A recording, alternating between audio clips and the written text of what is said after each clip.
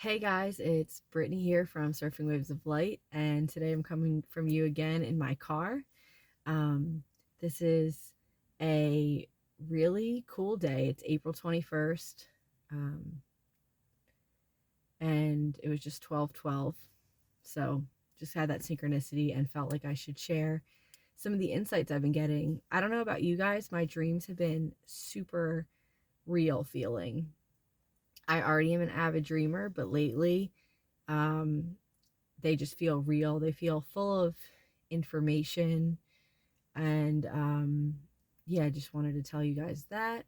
And that there is just a lot of, I don't know, I'm feeling the eclipse energies, the portal has really opened. The day of the eclipse, I was definitely feeling it. I've been feeling in a very dreamy like state. Like everything feels like a dream right now. My dreams feel kind of real, but even when I'm awake, it's like I feel like I have jello all over my body. Now, I did do a workout class the other day, which made me feel sore, but I just keep getting this guidance like slow down, do as minimal as possible. And then there's a part of me that needs to be productive and wants to get things done that is like, we have to do these things. But there's part of me that's like, hey, just, I know it's not easy for you, but just chill for 2 weeks or chill for a while until these energies lift. And this morning I did get some really good information. I've been asking my guides about what I'm going to offer through Surfing Waves of Light through my YouTube channel, what I'm going to offer for my business on LBI that gets really busy in the summertime. And so some really cool things have come through.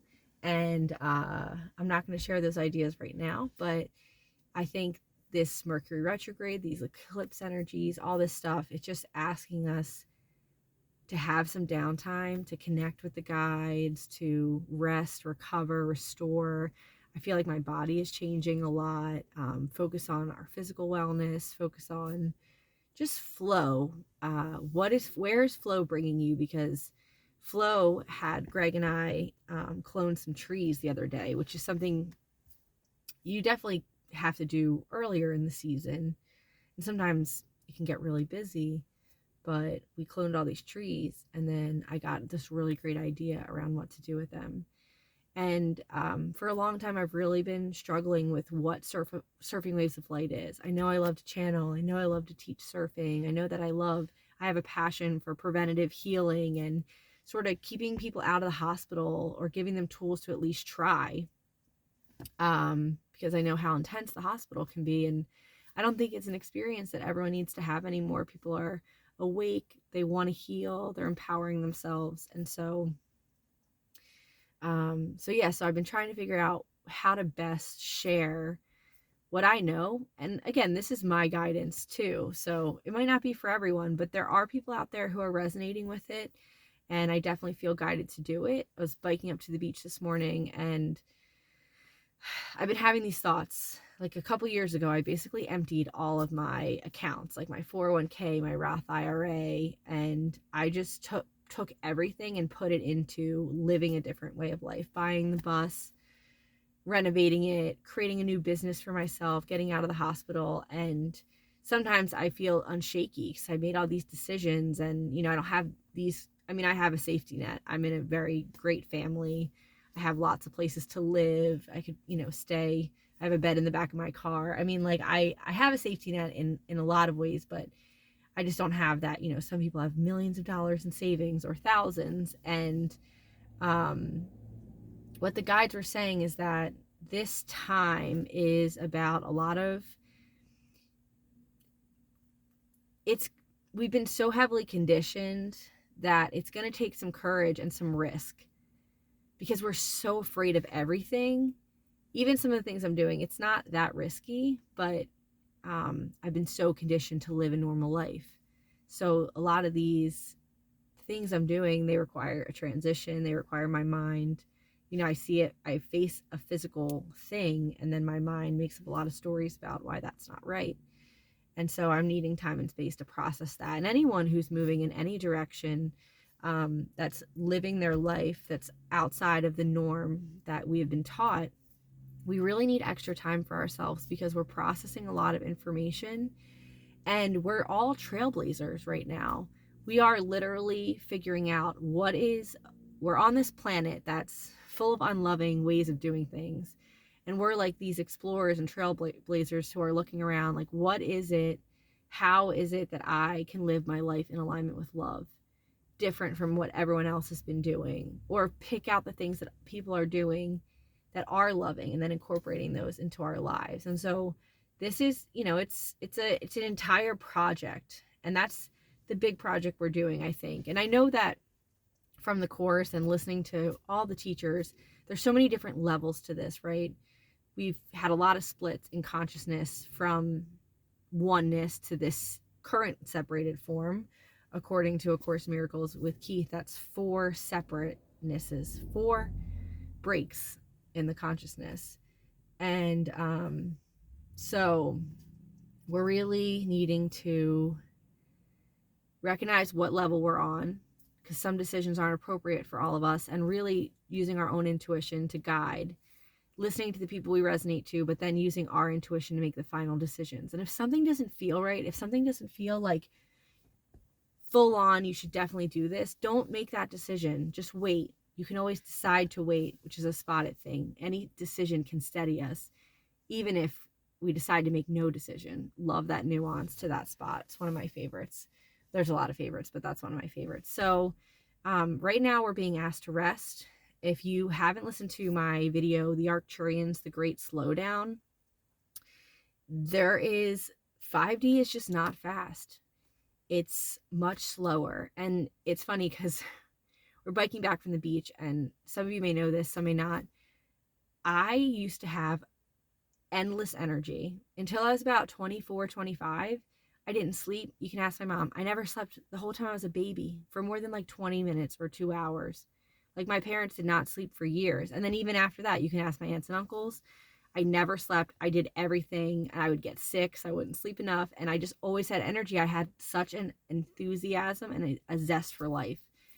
And then I went through, something, some people could call it your Saturn return, but this deep immersive experience with my dad getting sick, with starting to learn about the mind and how to heal on a deep level.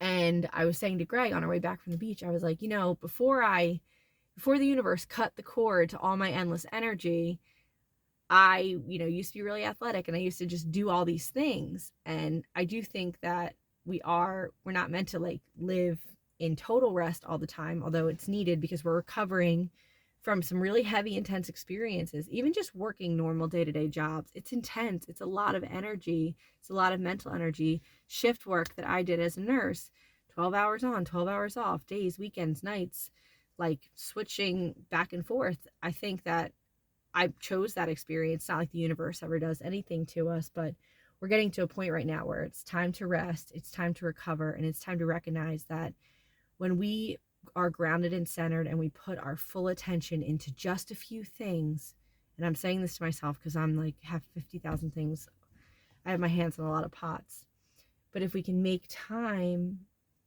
and just focus on a couple of things, a lot of that busy work will go away. And that's part of the reason the universe clipped my energetic cord, because I was such a busy mind. I did so many things.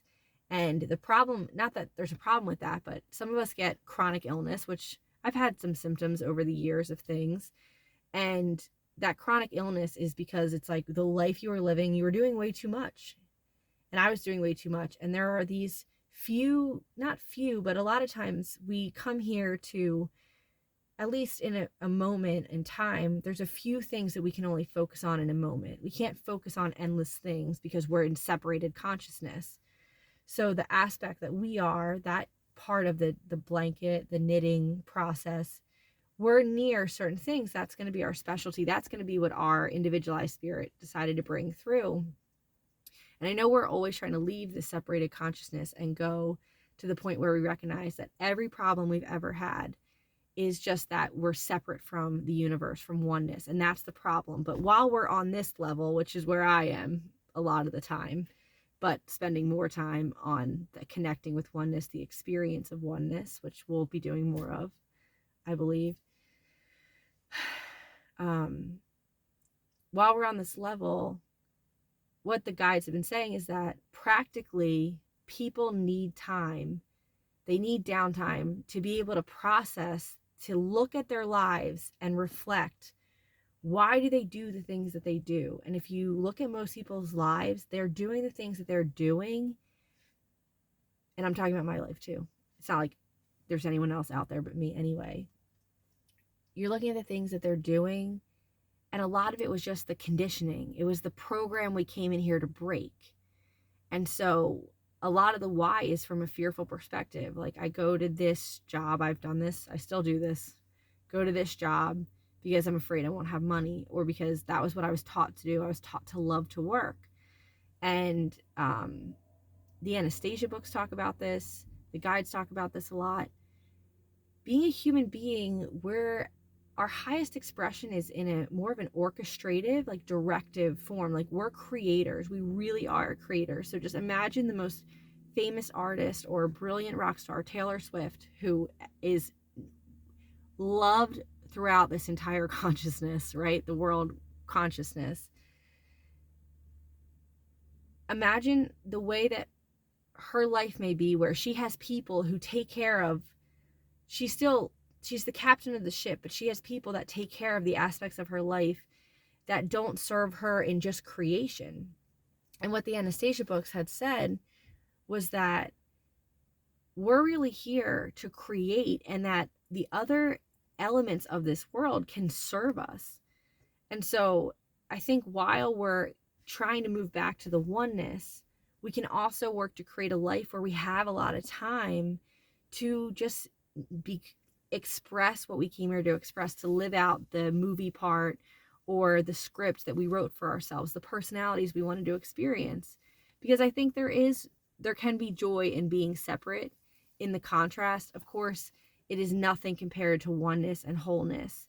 But for whatever reason, we decided to experience this. So as my last video said, which I'm going to post back to back because I sort of delayed to post that one in a timely manner. Been feeling these energies. They've been really heavy, and I want to post regularly for you guys and for myself. But time and time again, the guides are like, just follow the energies. Everything's going to work out. I think they're teaching me how to operate in quantum time as opposed to linear time. So I really appreciate that people are still here. The number one thing you're supposed to do on YouTube is post regularly. And I think I will be doing that. My living situation has changed. I'm in a bit more of a stable, steady place. I have more of my own space now. And so I think I'm going to be able to embody flow a lot more. And that will lead to more videos. But just hang with me. I'm here. I love YouTube. I love that you are all out there and are interested in what my guides have to say. And yeah, it's been really wonderful. So I just want to let you guys know what's going on today. These energies are kind of heavy, but they're awesome. And so big things are coming up too, big upsets, because those upsets need to be cleared so we can see our path. And so yeah, so just be really gentle with yourself, honor yourself, love yourself, figure out what is unconditional love for myself. Spend one whole day where you just unconditionally love yourself, where you just think about what you would do, what would Britt do if no one else was around? What is her expression? And I think in the long run, we're going to find a balance between our individual expression and being and working with groups, because they are parts of us. But I think we best work in groups when we're already the highest expression of ourselves, or at least on the journey to that expression. And we're just going to get to a point too where we just don't want this anymore, where we're going to be having such brilliant experiences, so much time, that we're just going to realize the consciousness shift will get to the point our vibrations will be so high that we'll just be fading, like in the most beautiful, like swan dive back into oneness.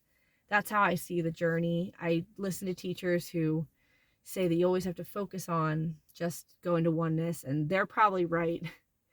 But my guides often say that you can make this journey into an art. And just how beautiful can your life be if your life was the canvas? how beautiful can it be, and trusting and embodying the qualities of someone who really knows and understands that this is just a moment in time that eventually will fade away in our swan dive. So swan diving back to oneness, the most beautiful arch. It's an arch and a science. I'm thinking about doing stand-up comedy. Let me know what you think. All right, I gotta go. Talk to you guys later. Bye.